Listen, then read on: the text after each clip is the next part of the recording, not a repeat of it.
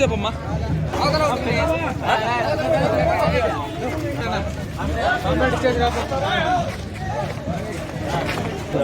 Cycle కోటేమ్మా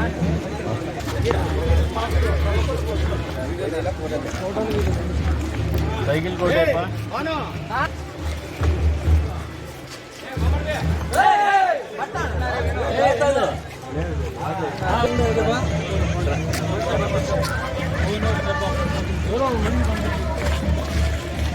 ఎవరు ఏడబా ఈ నాటి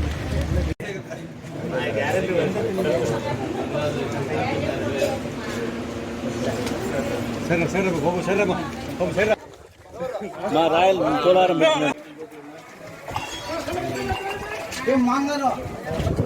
ఫోటో ఫోటో ఫోటో ఫోటో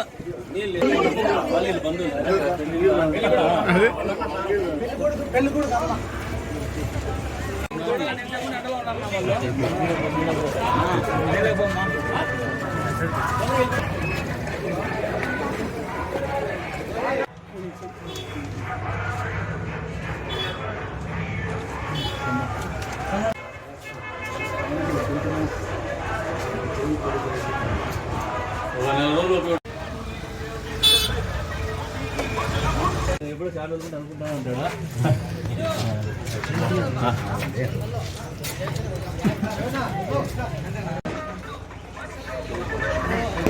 పేపర్లు ఇచ్చుకుంటే వెళ్ళిపోండి మీ బండి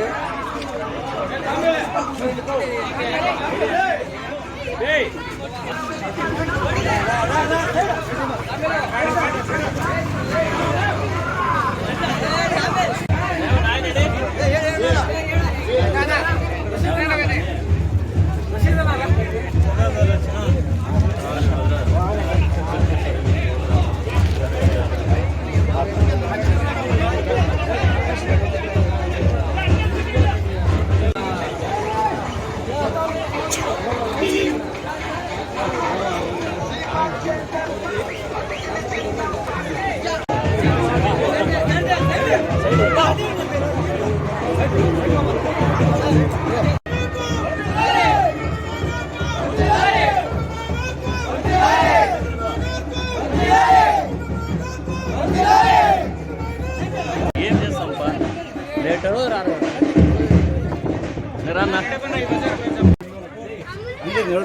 మరి ఇటువంటి పరిస్థితుల్లో ఈ రోజున ఎన్పికుంట మండలం కదిరి నియోజకవర్గంలోని ఎన్పికుంట మండలం పక్కనే కడప జిల్లా ఉంది. కడప జిల్లా సరిహద్దు ప్రాంతం ఇది. ధనియాన్ చెరువు గ్రామంలో చేస్తున్నటువంటి ఈ ప్రచార కార్యక్రమంలో ఏ ఊరికి పోయినా ఏ గ్రామానికి పోయినా తాగునీటి ఎద్దడి తీవ్రంగా కనపడుతుంది. మహిళలు వచ్చేసి నీళ్ళు ఇవ్వండి అని అడుగుతున్నారు. అంటే నేను దాదాపు 20 సంవత్సరాల రాజకీయాల్లో ఉన్నాను. 15 సంవత్సరాల కిందట ఈ పరిస్థితులు ఉండేది. గడిచిన 10 సంవత్సరాల్లో ఇటువంటి తీవ్ర నీటి ఎద్దడి ఎప్పుడు కూడా చూడాలి. మళ్ళీ దాదాపు 15 ఏళ్ల తర్వాత ఈ రోజున తాగునీటి ఎద్దడికి గ్రామాలు అలలాడిపోతారు. అంతేకాకుండా పశుగ్రాసం లేక పశువులకి తాగడానికి నీళ్లు లేక ఇబ్బంది పడేటువంటి పరిస్థితులు అంటే కరువు విలయ తాండం చేస్తుందనేది వాస్తవం. కానీ జగన్మోహన్ రెడ్డి కళ్ళకు మాత్రం కనపడదు. అన్ని మండలాల్లో కూడా ఇదే రకమైనటువంటి పరిస్థితి ఉంది. రైతాంగం ఇబ్బంది పడుతుంది. సాగునీరికి ఇబ్బంది ఉంది, తాగునీరికి ఇబ్బంది ఉంది, పశుగ్రాసానికి ఇబ్బంది ఉంది, పశువులు నీళ్లు తాగడానికి ఇబ్బంది ఉంది. దాదాపు ఒక మహిళ చెప్తాను ఇందాక ఒక గ్రామంలో 1.5 కిలోమీటర్ పోయి మరి నీళ్లు తెచ్చుకుంటుందంట పశువులు. ఏ రంగా దాన్ని పెంపకం చేస్తారు పశువుల పెంపకం. ప్రభుత్వం ఆలోచన చేయాలంటే ఈ రోజున యావత్ ప్రజానీకం కూడా ఈ ప్రభుత్వం మీద తిరుగుబాటు చేయడానికి సిద్ధంగా ఉంది. ఈ ప్రభుత్వానికి బుద్ధి చెప్పడానికి సిద్ధంగా ఉంది. ఏదైతే వచ్చే రోజుల్లో ఎన్నికల్లో ఓటేసేటువంటివి తేదీ మే 13 ఎప్పుడెప్పుడు వస్తుందా అని ప్రజానీకం ఎదురు చూస్తూ ఉంది. అన్ని వర్గాల వాళ్ళు కూడా అశాంతితో ఉన్నారు. దానికి ఉదాహరణ ఏమంటే దానికి నిలువెత్తు సాక్ష్యం ఏంటంటే ప్రజాస్పందన.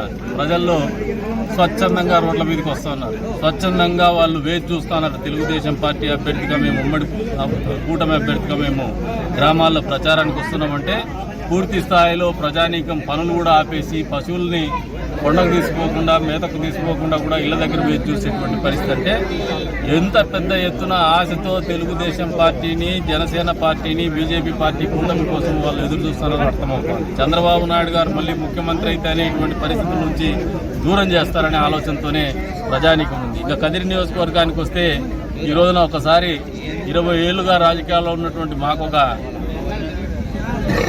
అత్యంత సంతోషకరమైనటువంటి ప్రచార కార్యక్రమం. ఎందుకంటే ఇంత పెద్ద ఎత్తున ప్రేమతో ప్రజలు ఎప్పుడు కూడా పలకరింపలేదు. అంటే దాదాపు 20 సంవత్సరాల్లో ఇంత ప్రేమాభిమానాలు ప్రజల్లో మేము ఎప్పుడు చూడలేదు. ఇంత పెద్ద ఎత్తున స్పందన కూడా చూడలేదు. దీని కారణం తుది దశకు చేరుకుంది.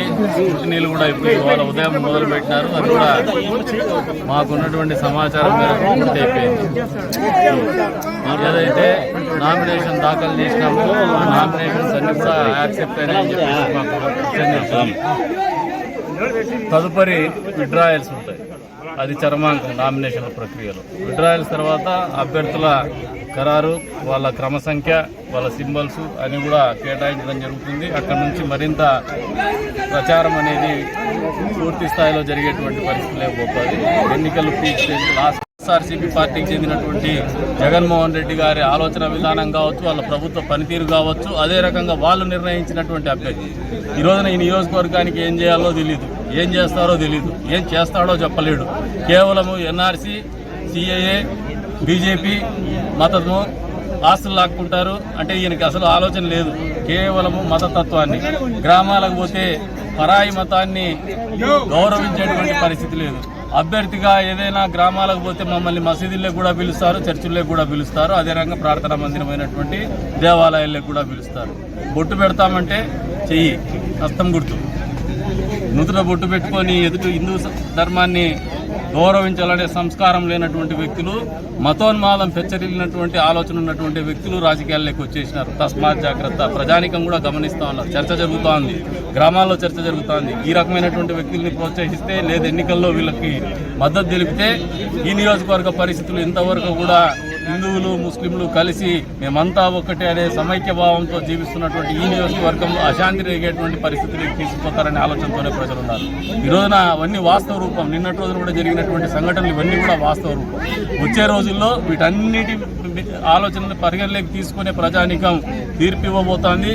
మే 13న ఏదైతే ఎన్నికలు నిర్వహించున్నటువంటి కార్యక్రమం ఉందో ఈ ఓటు హక్కు వినియోగించుకునే సందర్భంగా యావత్ ప్రజానీకానికి కూడా విజ్ఞప్తి చేస్తున్నాం.